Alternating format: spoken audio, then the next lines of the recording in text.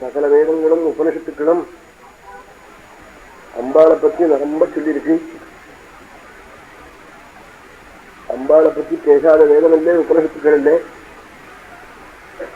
உலகத்துல எத்தனையோ மதங்கள் இருக்கு. ஒரு மதத்திலேயாவது ஸ்ரீரூபமாக தேவதையை சொன்ன மதம் நம்ம வைதிகமான மதத்தை தவிர்த்து வேறு மதத்துல இல்லை. இதை பார்த்துத்தான் ஒரு ஒரு நாடுகள்லயும் ஆச்சரியப்படுறாள். இதனால ஸ்ரீகளுக்கு எத்தனை பெருமை இருக்கின்றும் ஸ்ரீரூபமா ஒரு தெய்வம் உண்டு என்பதை அவ மதத்துக்கு நூலான வேதம் போய் கண்டுபிடிச்சு சொல்லியிருக்கேன். அந்த அம்பாளுடைய அருளை அடைய முடியாத மதம் அந்த ஒரு மதம் தானே இருக்கு, வேற நமக்கெல்லாம் அப்படி இல்லையேன்னு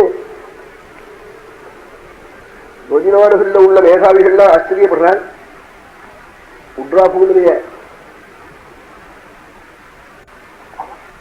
பெரிய நீதிபதியா ஹைகோர்ட்ல இருந்தவாள்லாம் அம்பாளுடைய மந்திரங்களை பற்றி ரொம்ப ரொம்ப எழுதியிருக்காள். வைஷ்ணவாள்ல கூட பல பெரியவாள்லாம் அம்பாளுடைய மந்திரத்தை ஜபிச்சு, ஆமா கருப்பூர் முதலிய இடங்கள்ல தஞ்சாவூர் ஜில்லாவில ஆமா பாம்பு அவளை கண்டா அது சலாம் போடுமே, அது மாதிரி மந்திர ஜபம் பண்ண மகன்கள்லாம் இருந்திருக்காள். நாங்களே பார்த்திருக்கோம். மந்திரத்தை போய் சொல்ற போது காளிதாசன் ஒரு பெரிய பசு மாதிரி இருந்தார். அவன் நல்ல சீம பசுவை வாங்கி 2000 ரூபாய்க்கு வாங்கி கட்டிவிட்டார். 2 ரூபாய்க்கு ஆதிகீரையை கூட வாங்கி போட்டுவிட்டா போரும். 10 மணிக்கு காலையில, மத்தியானம் 2 மணிக்கு ஒரு தடவை கறக்குவது. அது மாதிரி மந்திரத்தை ஜபிக்க ஜபிக்க யாருக்காவது அனுகிரகம் பண்ணிட்டு இருந்துட்டானே. இந்த விஸ்வப்பிரியாயி மகா லலிதா சாஸ்திரநாமத்துல அர்ச்சனை சொல்ற போது பாஸ்கர் ராயர் எழுதியிருக்கார். அப்படியே அனுகிரகங்கள் பண்ணிவிட்டா கறந்த மாடு மாதிரி உடம்பு சோர்ந்து போயிடுமாம், மந்திரம் குறைஞ்சு போயிடுமாம், தபசு குறைஞ்சு போயிடுமாம். மாடு கறந்த உடனே உடம்பு வளவலத்து போயிடுமான். மறுபடியும் தீனி போட்டு ஏற்றா போல மந்திரங்களை நிறைய ஜபிச்சுக்கும். ஆபஸ்தம்பர் சொன்ன வசனத்தை எடுத்து எழுதுறாள் பாஸ்கர் ராயர். மகான்கள் எல்லாம் அப்படியே மௌனம் வச்சுன்னு கண்ணுக்கு தெரியாம போயிடுற காரணம் என்னன்னா தபஸை செலவழிக்க வேண்டாம்ங்கிற எண்ணம் தான். அப்படி இருந்த பெரியவாழ்கான 4-5 வருஷங்களுக்கு முன்பு அவர்கள் இருக்கிற தெரியாது, அவர்களுக்கு பேசுவார்கள்னு கூட எங்களுக்கு தெரியாது. அவ ஏதோ பேச தெரியாத ஏதோ சன்னியாசம் பண்ணிட்ட வாழ்னு அப்படி நினைச்சுட்டு இருந்தோம். ஆனா தபஸ்விகள் மட்டும் தெரியும். ஏன்னா அவ ரொம்ப ஏகாந்தமா உட்காந்துன்னு கண்ணை மூடிக்கிண்டு தியானம் பண்ண முடியுமா? ஒரு 10 நிமிஷம் 5 நிமிஷம் தியானத்துக்கு கிடைக்க மாட்டேங்கிறது. அவ அகோராத்திரம் தியானம் பண்றாள். பெரியவாள் மட்டும் எண்ணம் உண்டு. ஆனா விவகாரத்துல அவளுக்கு ஈடுபட்டவாளே இல்லைன்னு அப்படி நினைச்சோம். இப்போ அவளுடைய விவகாரம் எப்படி இருக்குன்னா லோகம் முழுக்க க்ஷேமத்தாடையணுங்கிற தெய்வீகமான விவகாரமா இருக்கு. பாக்கி கிரகஸ்தனுடைய விவகாரம்னா ஏதோ அவன் புள்ள குட்டி வீடு வாசல் பணங்காசி அது நிற்பன். அவ அப்படி நிற்கல, அந்த நோக்கத்துல நிற்கல. தேவலோகம் அம்பாள் இருக்கிறதான சுதாசமுத்திரத்துல மணித்தீவு, இங்க உலகத்துல இருக்கிற நம்முடைய மக்கள் இவர்கள்லாம் நன்றாக இருக்கணும், இந்த லோகங்கள்லாம் குளிரணும், அதனால நம்ம லோகம் குளிருங்கிற எண்ணத்தை அவர்கள் தபோபலத்தினால கண்டு அம்பாளுடைய ஒரு உபதேச அம்பாள் அவளை உத்தீபனம் பண்ணி அதுல இருந்து 4-5 வருஷம் காலங்களாக லோகக்ஷேமார்த்தமாய் வருஷத்துக்கு ஒரு பெரிய காரியம் பண்ணிட்டு வர. அவன் வருஷம் அவ பண்ற காரியத்தினாலதான் இல்லவனா இந்த சென்னப்பட்டினத்துல இந்த காத்து சமுத்திரத்துல அடிச்ச காத்து அடிச்சிருந்தா இங்க இந்த கொட்டாயெல்லாம் போட்டு இப்ப பிரவச்சனம் பண்ண முடியுமா? இங்க பட்டணத்துல இருந்தவெல்லாம் பார்க்க முடியுமோ? சமுத்திரம் கலங்க ஆரம்பிச்சிருக்கணும். அப்புறம் ஆறு என்ன பண்ண முடியும்? உத்தரம் ஒன்றும் பண்ண முடியாது. அவளை போலத்த பெரியவாள்லாம் மந்திர ஜபங்கள் பண்ணுவதும் நம்ம ஆச்சாரியால போலத்த தபஸ்வியெல்லாம் இங்க வந்து இருப்பதும் இதெல்லாம் தான் ஒரு பெரிய காரணம். அம்பாள் பூஜகான ஆச்சாரியாள் பரத சந்திரமூலீஸ்வரனுடைய பக்கத்துல வச்சிருக்காள் பாருங்க. காராம்புஷனுடைய பால குடங்குடமா அபிஷேகம் பண்றாளே.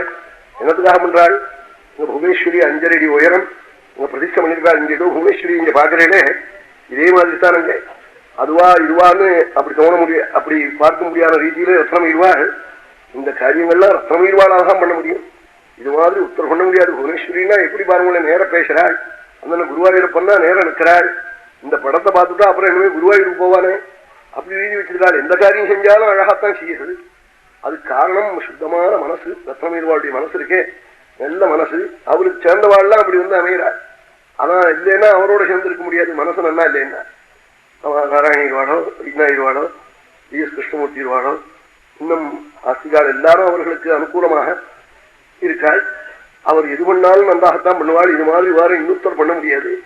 அப்படிப்பட்ட ரீதியில பண்ற பெரிய புண்ணிய புருஷர் ரத்னமையர். பெரியவாளுடைய அனுகிரகம் பரிபூர்ணமா அவளுக்கு இருக்கணும். நானும் ரத்னமையவாளுக்கு எழுதினேன். இங்க என்ன பிரவச்சனம் பண்ணணும்னு சொன்னாளவா. பண்றத்தை இங்க சாந்தானந்தா பெரியவாள் பண்ற அந்த மகாயாகத்துக்கு உபயோகப்படணும் இந்த பொருள். ஏன்னா 6 கிரகம் சேர்வது பசுஸ்திரீ சிசுநாசனம் குழந்தைகளுக்கும் ஸ்திரீகளுக்கும் மிருகங்களுக்கும் ஆபத்தான், பசுக்களுக்கும். என்ன பார்க்கணும், திருவண்ணாமலை யானை போயிட்டுங்கிறாள், எனக்கு காட்டுறது நோக்குன்னு வருத்தமா இருக்கு. இனிமே ஒரு யானை இது மாதிரி உண்டு பண்ண முடியுமா? திருவண்ணாமலையில இருந்த யானை 4 நாள் ஆச்சு, 4 மணிக்கு போயிடுது ராத்திரி. எல்லாம் இந்த ரிஷப ராசியில கிரகங்கள் சேர்றனவா ஒரு கோளாறு. எங்க போனாலும் ஸ்திரீகளுக்கு ஆபரேஷன், ஆஸ்பத்திரி, வைத்தியம், குழந்தைகளுக்கு உபதிரவம், இப்படி இல்லாம இருக்கு. இந்த கஷ்டங்கள்லாம் நீங்கணும். மந்திரினாம் மரணம் துருவங்க, மந்திரிகளுக்கு மரணம்ங்கிறாள். மந்திரிகள் இப்ப இருக்கிறவெல்லாம் போட்டாலும் அப்புறம் இனிமே வரவன் போக்கிரியானா வருவான். போக்கிரி சாக்கிரிகள் மந்திரியா வந்துட்டா அப்புறம் தேசம் நல்லா இருக்குமோ? ஆகினால அவர்களை நல்லவர்களாகவும் அவர்கள் தீர்காயுஷ்மான்களாகவும் இருக்க வேணும்னு நாம் பிரார்த்திக்க வேண்டிய பொறுப்பெல்லாம் நமக்கு உண்டு. அந்த பொறுப்பெல்லாத்தையும் வச்சுதான் பெரியவாள் பெரிய மகாயாகம், கோட்டி ஹோமம் என்னாவது 6வது பண்ண முடியுமா? எல்லாத்தையும் காட்டலாம். அவளிடத்துல நெருங்கி பழகின வாழ்க்கை தான் அந்த சூக்ஷம் தெரியும். அளவண போஜனம், உப்பு இல்லாம இந்த 4 நாளும் ஆகாரம் பண்றவாள் அங்க ஹோமம்னு. அப்படி அவள் கிடைக்கிறாள்னு ஒருத்தர் அப்படி நம்ம கிடைக்க மாட்டா. மெட்ராஸ்ல இப்ப அவளே அவ அங்க ஹோமம் பண்றவாளையும் ஜெயிக்கணும் தான் எங்கேயாவது சாப்பிடுவா உப்ப வச்சு. தாங்க சரீரம் தானே தாங்காது. அங்க வந்த உடனே எல்லாருக்கும் வேண்டாம்னே தோன்றுதுன்னு. ஆமா, அவளுக்கு தனியான ஒரு இடம் கொடுத்து அவள்லாம் இங்கேயும் ஒரு நைஷாரண்யத்துல வனத்துல இருக்கா போல இருக்கிறாங்க. அவ இருக்கிற இடத்துல உப்பே கிடைக்காதுன்னு.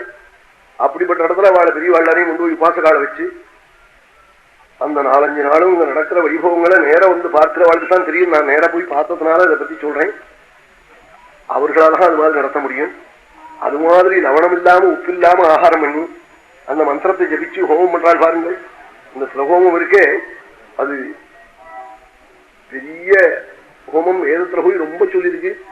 சிலாஞ்சுஹோமி சரசாதும் சபிஷ்டாம் கந்தாரமம சித்தே ரமந்து ஸ்வாஹா ஹிரண்யம் தனமன்னபானகம் சர்வேஷாதிஸ்ரீயை ஸ்வாஹா. மதத்தை தவிர்த்து இப்படி சொல்லுமா? சர்வேஷாங்கிறது எங்கெங்க பிராணிகள் இருக்காளோ, ரஷ்யாவில் இருக்கிறவன் பாகிஸ்தான்ல முதற்கொண்டு நல்ல பசு, நல்ல தங்கம், காவோ ஹிரண்யம் தனம் அன்னபானம் சர்வேஷாங்கிறது எல்லாருக்கும். இப்ப யாராவது சொல்லுவனா என் மதத்துக்கு வந்தா நீ நல்லா இருப்ப, இல்லாம நீ பாவிங்கிற அப்படி சொல்ற மதம் 1,00,000 மதம் இருக்கு. நம்ம வைதிகமான மதத்துல நம்ம வெய்யற பயன்கள் நோக்கணும் நல்லா இருக்கணும். வாத்துல தங்கம், வள்ளி, குவர்ணம், பசு, க்ஷேமம், மங்களம் இப்படி இருக்கணும்னு இப்படி பிரார்த்திக்கிறது. அது மாதிரி மந்திரம் இந்த சில ஹோமத்தை பத்தி சொல்ற போது அந்த ஹோமத்தை தான் இப்ப பண்ண போறாள். மகாமந்திரத்தை புவனேஸ்வரி மந்திரம் மகாலட்சுமி மந்திரத்தையும் சேர்த்து அப்படி சம்மிளிதமாய் ரொம்ப பெரிய முறையில அங்க நடக்க போகுது. அதை உத்தேசித்துதான் தேவி பாகவத சரித்திரம் இங்க வந்து 12 தினங்கள் இங்க நடக்க போகுது. ரொம்ப எல்லாரும் ஒத்தாசை பண்ணணும். ஒருத்தருக்கு இந்த கோட்டி யாகம் பண்ண புண்ணியம் கிடைக்கும். ஒரு சுவாசினி பூஜை, கன்னிகா பூஜை, மகாவதி இதெல்லாம் அந்த அந்த புண்ணியத்துக்கு எல்லாத்தையும் எல்லாரும் விலைக்கு வாங்கிவிடலாம். அவ ஜபிக்கிற மந்திரம் ஒரு 10 நிமிஷம் அவ ஜபிக்கிற மந்திரம் நம்ம குடும்பத்துக்கு வர முடியாத பிரிவியத்தை நாம் கொடுத்தா போதும். அவன் 10 நிமிஷம் மந்திரம் ஒரு 10 தலைமுறையை காப்பாற்றும். அப்படி ஒரு மணிக்கணக்கா அவ ஜபிக்கிற மந்திரத்தை விலைக்கு வாங்கிவிட்டேன்னா அப்புறம் நம்ம குடும்பத்துக்கு கவலையே இல்லை. அது மாதிரி மந்திரத்தை விலைக்கு வாங்குவது போல நீங்க எல்லாம் ரொம்ப உத்தாசி பண்ணி இந்த பெரிய மகாயாகம் நடக்க முடியா பண்ணி ஜூன் 5, 6, 7, 8 4 நாளும் இந்த மகாபதி அங்க ஆன உடனே எங்க ஊர்ல யாகம், எங்க தமிழுக்குள்ள அம்பிக்கை யாகம் அங்க நடக்க போறது. சோமயாகம் இப்ப சமீபத்தில் நடக்கவே இல்லை. பெரிய யாகம் குழந்தைக்கு பண்ணணும். 32 தலைமுறையா எங்க குடும்பத்துல பண்ணிட்டு இருக்கு. அந்த யாகம் நடக்க போறது. புதுக்கோட்டையில் போய் இந்த பிரசாதத்தை வாங்கி அங்க ஆரம்பிக்க போறோம். புதுக்கோட்டை யாகத்துக்கு எல்லாரும் ரொம்ப உத்தாசம் பண்ணணும். அந்த கோட்டி ஹோமத்துக்கு அது ஒரு குடும்பத்துக்கும் சகல க்ஷேமத்தையும் கொடுக்கும்.